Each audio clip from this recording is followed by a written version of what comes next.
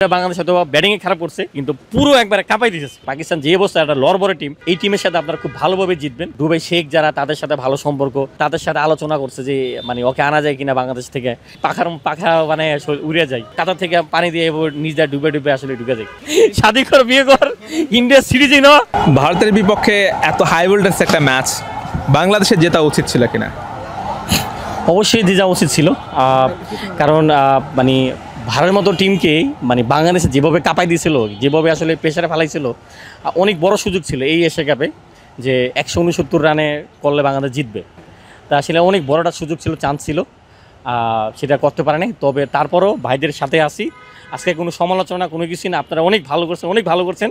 আমরা বিশ্বাস করি 18-20 কোটি মানুষ। আপনারা কালকে হচ্ছে মূল ম্যাচ, কালকে হচ্ছে ফাইনাল ম্যাচ। আপনারা ভালো খেলবেন, এমনকি পাকিস্তানের সাথে জয়লাভ করবেন। এমনকি আপনার পাকিস্তান যে পারফরমেন্স করতেছে, পাকিস্তান যে অবস্থা একটা লড়বড় টিম, এই টিমের সাথে আপনারা খুব ভালোভাবে জিতবেন, খুব ভালোভাবে জিতবেন।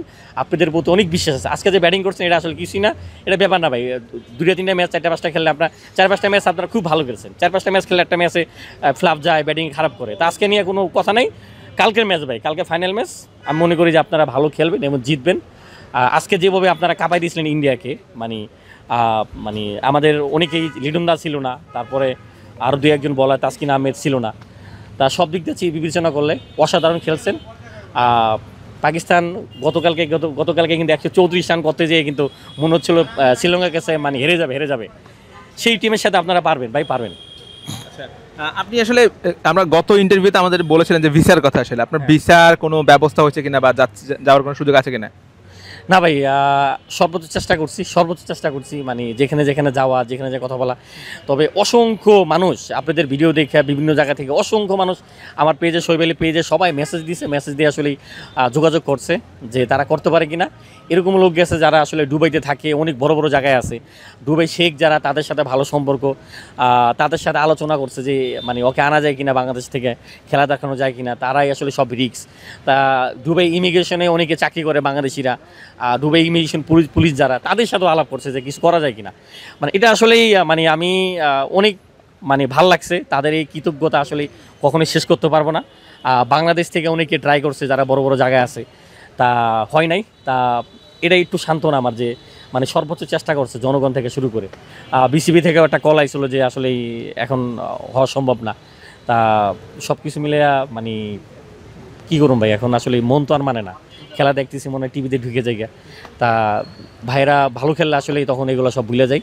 তারপরেও মানে জানি না, এখন আল্লাহই জানে যে যদি আসলেই বাংলাদেশ গভর্নমেন্ট থেকে যদি তারা যদি চেষ্টা করে, তারা যদি করতে পারে। কালকে যদি বাংলাদেশ ফাইনালে জিতে যায় ভাই, মানে কালকে যদি বাংলাদেশ জিতে, তখন তো আসলে আমার আসলে কী যে অবস্থা হবে ভাই, মানে আসলে বুঝতে পারবো না যে কালকে মানে আমি থাকবো না, ফাইনাল ম্যাচে যেতে পারবো না। সেটা আসলেই মানে আসলে কালকের অনুভূতিতে কী হবো, মন চাইবে হয়তো ভাই পাখা মানে উড়ে যায়।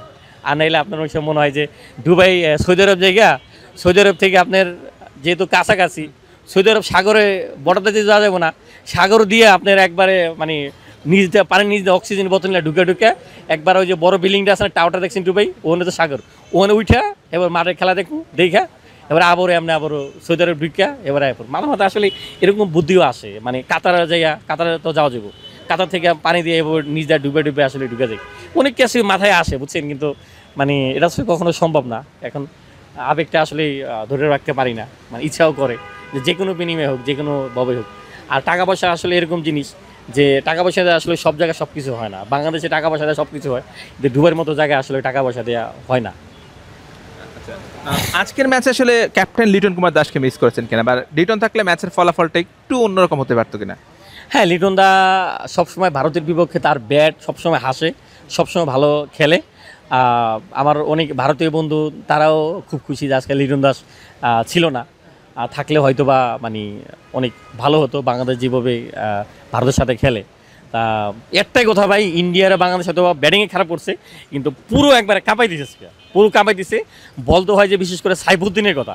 সাইফুদ্দিন আপনি লাস্ট ওভারে পান্ডিয়ার মতো ব্যাটসম্যান যেখানে মানে 20 রান প্রতিষ্ঠান নেয় একবারে, সেখানে মাত্র 4 রান দিছে।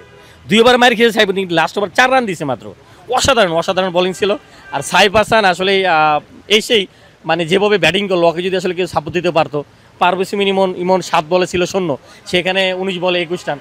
সব কিছু মিলে খুবই ভালো। আর আরেকটা কথা বলতে হয়, সেটা হচ্ছে একটা নিউজ দেখলাম আমাদের বিডি কিক টাইমে, যে সুধীর ইন্টারভিউ। সুধীর আসলে আমার জন্য যা করছে, যা চেষ্টা করছে, এটা আসলে অতুলনীয়। সুধীর কদিন আগে বাংলাদেশে আইছিল আমার জন্য। সেটা কীভাবে, ওর যেটা প্ল্যান ছিল বাংলাদেশ থেকে, যেহেতু ইন্ডিয়ার ভিসা বন্ধ, আমার ইন্ডিয়ার ভিসা করবো প্রথমে, হাই কমিশনে নিয়ে যাবো, নিয়ে সচিনের কথা বললে আমার ভিসা করবো ইন্ডিয়ার, তারপরে আমার ইন্ডিয়া নিয়ে যাবো, ইন্ডিয়া থেকে ডুবের ভিসা করবো, ডুবের ভিসা করে তারপরে ও নিয়ে যাবো আমাকে দুবাইতে। কিন্তু ওর মাথায় এটা জানে না, ওর মাথায় এটা খেলে নাই যে পৃথিবীর সব জায়গা থেকে বাংলাদেশের পাসপোর্টদের জন্য ভিসা বন্ধ ডুবাই, ওর মাথায় এটা ছিল না। তা ও অনেক চেষ্টা করছে, ও আমাকে দুষ্টামির বলতেছিল আমি সব কিছুই করছি, একটা অপশন আছে, তুই ইন্ডিয়া শাদি কর,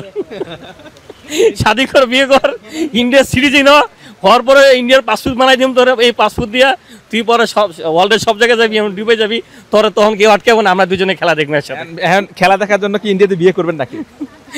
আসলে আল্লাহ জানে কপালে কোথায় কি, তবে বিয়ে তো এখনো করি না, কোথায় আছে জানি না। তবে যদি এরকম হইতো যে মানে ইন্ডিয়াতে বিয়ে করলে আমার এরকম মানে খেলা দেখার ব্যবস্থা, তবে এটাও ঠিক যে আসলে বাংলাদেশি সিটিজেন ছাড়া আসলে কোথাও সিটিজেন আমার হওয়ার ইচ্ছাও নাই। ওটা হয়তো বা দুষ্টামি করে বলছে, আমিও মজা করছি, কিন্তু মানে আমার সিটিজেন আমার কাছে আসলে বিশাল। অন্য দেশের কোনো সিটিজেন আমার কোনো দরকার নেই, কোনো প্রয়োজন নাই, এটাই আমার কাছে বিশাল। একসময় হয়তো বা সব ঠিক হইব।